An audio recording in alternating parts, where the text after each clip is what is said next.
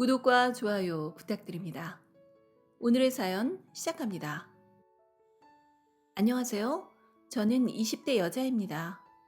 저의 경우는 전 연애에서 가스라이팅을 당하면서 나 자신이 너무 하찮고 한심하고 나는 왜 살지?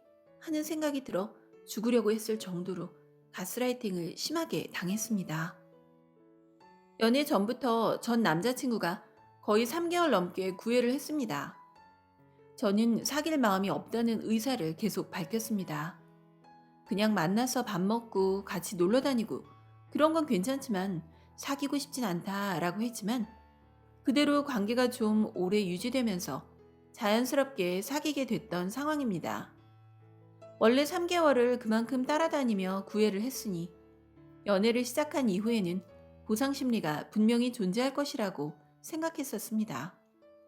그래서 사귀게 된 이후로는 내가 어느 정도는 양보하고 배려해줘야 한다는 생각으로 참으면서 연애를 했어요. 그로 인해 빨리 끊어내지 못한 것이 평생의 후회로 남을 줄은 몰랐습니다.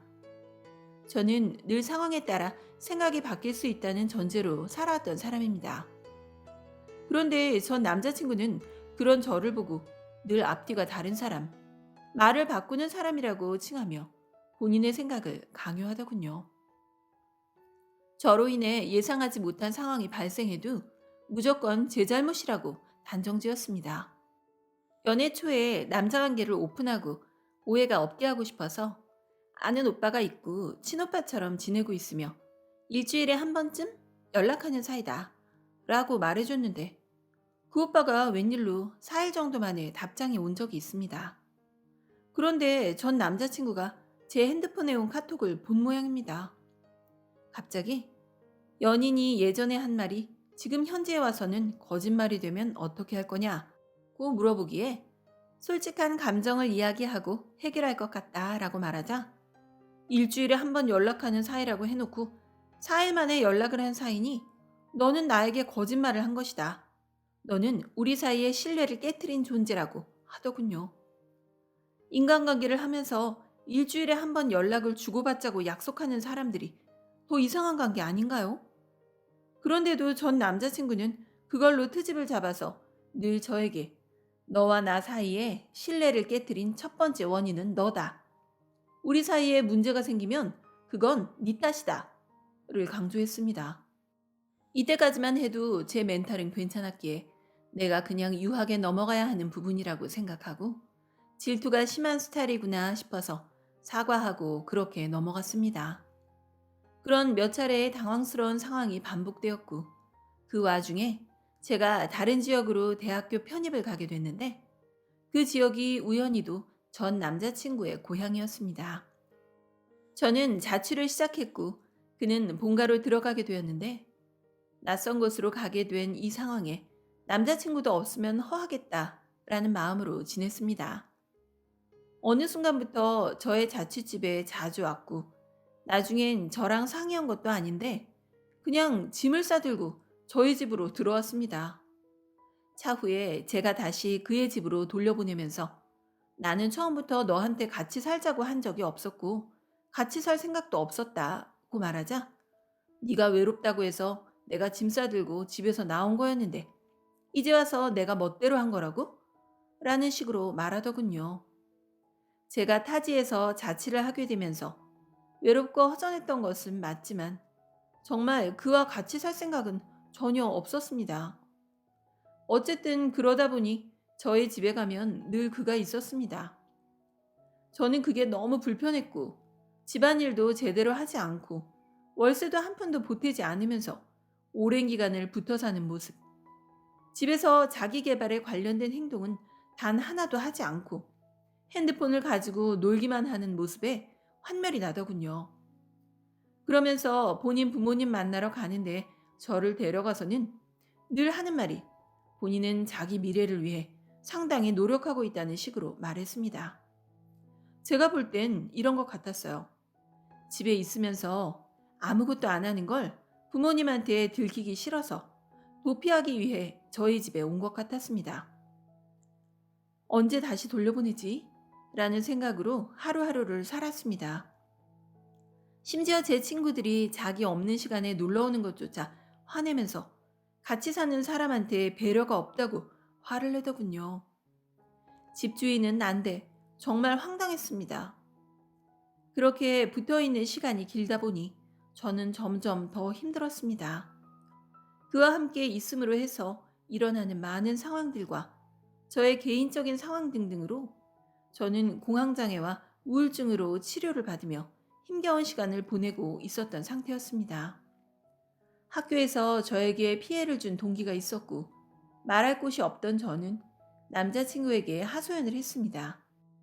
저의 입장은 그냥 그 동기와 학교에서 안 좋은 사이로 지낼 생각은 없고 그게 사회생활이라고 생각했습니다. 단지 학교에서 일어난 일에 대해서 남자친구에게 하소연은 할 수 있는 거라고 생각했습니다. 그런데 돌아오는 대답은 그건 네 성격 탓이다. 끊어내지 못할 거면 욕도 하지 마라. 넌 진짜 앞뒤가 다르다. 가서 싫다고 말하면 되는 걸 왜 끊어내지 못하고 뒤에서 욕하냐. 네가 그런 성격이니까 인간관계가 그 모양인 거다. 이런 식으로 말하더군요. 그래서 저는 그러면 너한테 다시는 친구들 관련된 이야기를 안 하겠다 라고 했고 이때 저는 여러 가지의 상황들 때문에 스스로가 너무 힘들다 보니 전 남자친구를 끊어내야 한다는 걸 인지하면서도 그럴 힘을 못 내던 상황이었습니다. 그 사람은 구애할 때나 연애 초반에는 하루가 멀다 하고 데리러 오고 친구랑 노는 와중에도 주변에서 기다리다가 저를 집에 데려다 주고 집에 갈 정도로 늘 데려다 주며 본인은 전 연애 때도 단 하루도 여자친구를 집에 데려다 주지 않은 적이 없다는 얘기를 자주 했었습니다. 그럼에도 어느 순간부터 저를 데리러 오지 않는 날들이 더 많아졌어요. 서운하다고 하니 돌아오는 대답은 내가 얼마나 피곤한데 왜 내가 데리러 가는 게 당연한 게 되는 거야? 고마운 일이지. 당연한 일이 아닌 건데 너는 고마운 줄 모르는구나. 라는 식으로 말하더군요. 데리러 오는 것도 제가 먼저 마치고 그 사람을 기다리거나 맨날 늦게 출발해서 제가 절반 이상 걸어 나오면 그쯤 걸어오고 있거나 대부분 그랬습니다. 그러던 어느 날 매일 카페 아르바이트를 하고 있었는데 그날 제가 좀 많이 아팠습니다. 그 사람이 일 끝나고 집에 들어가는 시간에 저는 학교 끝나고 집에 와서 집 청소하고 잠깐 쉬다가 알바를 갔습니다. 약 사다 줄까? 라고 하길래 그래주면 고맙다고 하고 알바를 갔는데 제가 일하면서 몸 상태가 너무 안 좋아졌습니다. 밤 9시쯤 마치기 1시간쯤 전에 미안한데 나 오늘 데리러 오는 거 좀 빨리 와서 약 좀 줄 수 있겠냐? 라고 물어봤습니다. 본인이 집에 들어가면서 약 사다 줄까? 라고 해놓고 이제 와서 약 사는 걸 깜빡했다고 하더군요. 이번엔 저도 섭섭함을 표현할 상황이라고 생각했고 심지어 그 상황에서도 늦게 왔습니다. 기분도 안 좋고 몸 상태도 안 좋아서 굳은 표정으로 있다가 서운하다고 이야기했습니다. 그런데 화를 내더군요. 내가 너 아프다길래 약 사는 거 깜빡해서 9시에 나와서 약국 연대 있나 싶어 뛰어다니면서 찾다가 없어서 편의점도 찾아다니다가 왔는데 네가 섭섭하다고? 내가 고생한 건 네가 아프다고 아무것도 아닌 게 되는 거냐? 라고 하더군요. 그래서 제가 같이 걸어가다가 나 아픈데 라고 말하자마자 잡고 있던 손을 거세게 뿌리치면서 혼자 걸어가더군요. 몸이 아파서 힘이 없어서 뿌리치는 힘에 바닥에 넘어졌습니다. 그 사람은 저를 보고는 일으켜주지도 않고 그냥 가버렸습니다. 그럼에도 제가 사과했어요. 그때 저는 아무런 불화도 일어나지 않았으면 좋겠고 싸운다, 화가 난다 라는 감정을 느끼는 게 너무 고통스러웠습니다. 그래서 그냥 사과하고 그렇게 넘겼습니다. 나중 되어서 한 말은 네가 화나게 해서 이런 일이 일어난 거다 라고 이야기하더군요. 또 어느 날은 둘 다 아는 지인이랑 어디 갈 곳이 생겨서 나가는 길에 제가 길고양이들 습식 파우치 주려고 플라스틱에 비닐을 깔고 있었습니다. 그랬더니 뚜껑에 주면 되지 왜 거기다 주냐고 해서 난 여기다 주려고 했는데? 라고 말하고 그걸 손에 들고 나가고 있었습니다. 근데 갑자기 저한테 왜 물은 안 들고 가냐고 묻더군요. 저는 물을 줄 생각이 없었기 때문에 난 물 줄 생각이 없는데? 라고 하자 네가 나한테 물 준다고 해놓고 왜 그렇게 말하냐고 하더군요.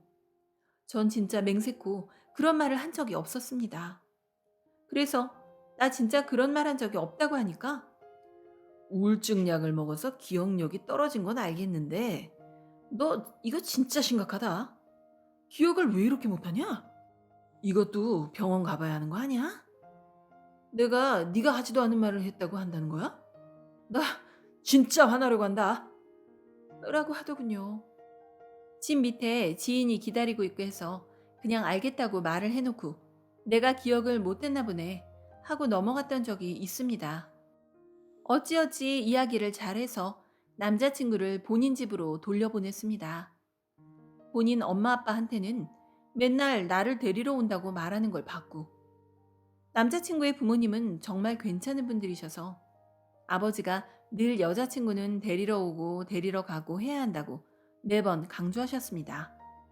그래서인지 본인 집에 간 후에는 우리 집에 눌러붙어 있을 때보다 훨씬 더 자주 데려다주고 데리러 오고 하더군요. 그런데 어이없는 일이 있었어요. 그날은 제가 대학교에서 친구들을 사귀었고 친구들과 드라이브를 갈 계획을 잡은 전날이었습니다.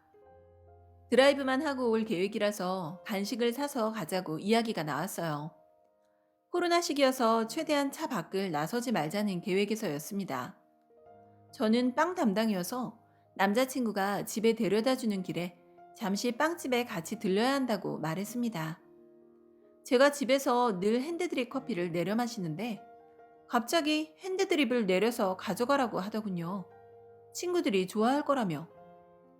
그렇게 말하길래 같이 가는 친구들 중에 확실한 건 커피 좋아하는 사람이 나밖에 없어 라고 말하고 집에 들고 갈 통도 없고 해서 싫다고 했습니다.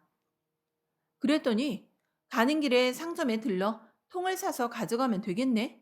라고 하더군요. 그래서 빵 살 돈밖에 없어 라고 했는데 그때부터 계속 사가라고 억지를 부리더라고요. 그래서 제가 귀찮아 라고 말했더니 나중에 언성이 높아지고 싸우고 나서 하는 말이 그 중에 저를 엄청 신경 써주는 친구가 있었는데 그 친구가 그렇게 신경 써주는데도 너는 친구를 위해 커피 한 잔도 내려주지 않냐고 그걸 귀찮다고 말할 만큼 친구에게 노력하지 않는 존재로 보여서 나한테 크게 실망했다며 이런 생각을 가진 너랑 못 사귀겠다. 그만하자. 라고 하더군요. 근데 그때쯤에 저는 아무리 생각해도 이 연애는 잘못된 거다. 라는 생각이 들었고 주변에서 챙겨주는 친구들 덕분에 정서적 안정이 조금씩 생기던 중이어서 그래 헤어지자. 너네 집 가라. 라고 했습니다. 그러자 갑자기 내가 키우고 있는 고양이들을 들먹이며 그러면 고양이들은 다 내가 데려가겠다고 억지를 부리더라고요. 애초에 잠시 남자친구가 키웠던 건 맞지만 제가 자취 후에 데려갈 테니 그때까지만 맡아달라고 해서 키우게 된 한 마리와 나머지 한 마리는 첫째의 분리불안으로 데려왔지만 그에 상응하는 값을 저는 다른 쪽으로 제공해 왔습니다. 그때 저의 느낌은 얘랑은 같이 있는 상태에서 헤어지자고 하면 안 되겠다. 나는 내 자식 같은 고양이들을 지켜야겠다 였습니다. 그래서 그날 헤어지지 않고 우선 집에 보냈습니다. 그리고 얼마 후 카톡으로 이별을 통보하고 헤어졌습니다. 헤어지고도 혹시 찾아올까봐 무서워하기도 했을 정도로 걱정이 많았지만 천만 다행히도 그러지 않았습니다. 저는 헤어지자마자 친구한테 전화해서 한 말이 나 우리 고양이들 지켰어 였습니다. 헤어지고 힘들다거나 그립다거나 보고 싶은 감정이 단 1도 없습니다. 진짜 헤어진 이후의 홀가분한 마음과 자유로움, 그리고 내 정신을 피폐하게 했던 존재가 사라진 이후 우울증이 치료되면서 몇 년 동안 느끼지 못한 살고 싶다라는 마음에 정말 노력하고 살았고 지금은 공황장애도 우울증도 많이 호전되어 행복한 삶을 살고 있습니다. 가스라이팅은 정말 우습게 봐서는 안 되는 거라고 생각합니다. 아직도 그 당시에 그냥 이 상황을 회피하고 싶다라는 마음과 그래, 내가 이상한 사람인가 보다 라고 생각했던 그때가 이해가 안 될 정도로 나 스스로에 대한 믿음이 다 사라진 상태가 얼마나 위험한지를 깨달았습니다. 저 같은 경우는 이랬지만 사실 여기에 다 담지 못하는 상황들도 엄청 많았습니다. 지금 와서 생각해보면 나의 멘탈까지 조정당하고 있었던 겁니다. 연애하는 내내 모든 잘못은 나에게 있고 내가 책임을 져야 하고 내가 사과해야 하고 어떤 상황이든 결국 나의 잘못으로 끌고 가서 결국 제가 나쁜 사람이 되어 있더군요. 그때는 아무것도 인지하지 못하고 이리저리 끌려다니게 됩니다. 가스라이팅은 어느 상황이라도 발생할 수 있고 스스로 그걸 잘못된 것이라고 생각하고 나 스스로에게 확신을 가져야 합니다.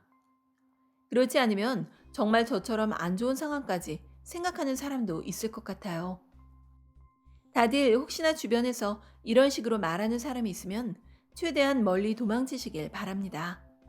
저는 이제 이별하고 행복한 삶을 살고 있지만 혹시라도 저의 경험이 도움이 될까 하는 마음에 글을 적어 보냅니다. 저의 글 읽어주셔서 감사합니다.